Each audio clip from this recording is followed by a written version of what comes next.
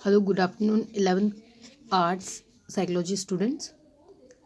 हम chapter number 8 thinking चिंतन discuss कर रहे हैं और आज अपना जो टॉपिक है थिंकिंग प्रोसेस के इम्पॉर्टेंट एलिमेंट्स में वो है डिसीजन मेकिंग। हमने थिंकिंग प्रोसेसेस में प्रॉब्लम सॉल्विंग, कॉन्सेप्ट मेकिंग अभी तक पढ़ा है। आज हम डिसीजन मेकिंग जो इसका नेक्स्ट स्टेप होता है उसके बारे में पढ़ेंगे।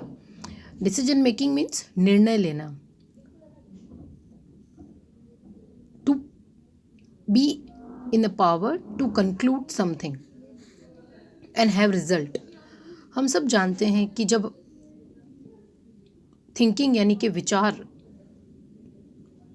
हमारे मस्तिष्क में आते हैं तो हम उसके बारे में बहुत सारे एलिमेंट्स और डेटास को कलेक्ट करते हैं और उनको इम्पॉर्टेंट डेटास को सेलेक्ट करते हैं जहां हमने प्रॉब्लम सॉल्विंग में पढ़ा, और जो हमारा रिलेटेड डेटा होता है उसका यूज़ करते हैं और कंक्लूज़न निकालते हैं।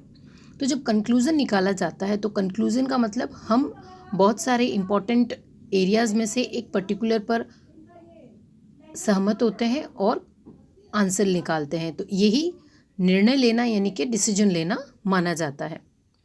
रीजनिंग में हमने ये पढ़ा था कि रीजनिंग इंडक्टिव और डिडक्टिव दोनों टाइप की होती है।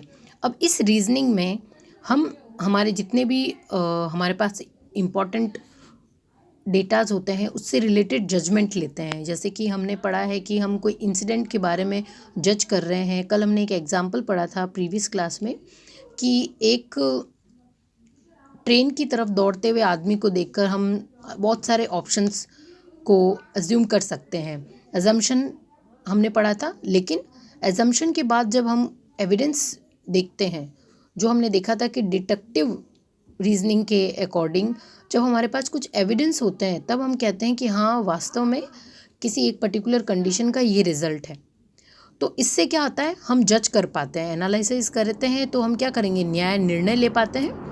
In judgment, we draw conclusions, form opinions, evaluate events, objects, basis of knowledge and available evidence. हम सबूतों के आधार पर निर्णय लेने में बहुत आसानी से सक्षम हो पाते हैं जब हमारे पास फॉर्म ऑफ ओपिनियंस होते हैं, इवेल्युएशन ऑब्जेक्टिव्स होते हैं। Consider this example, the man is very talkative, likes to mix with people, can convince others with ease, he would be most suitable for a salesperson's job.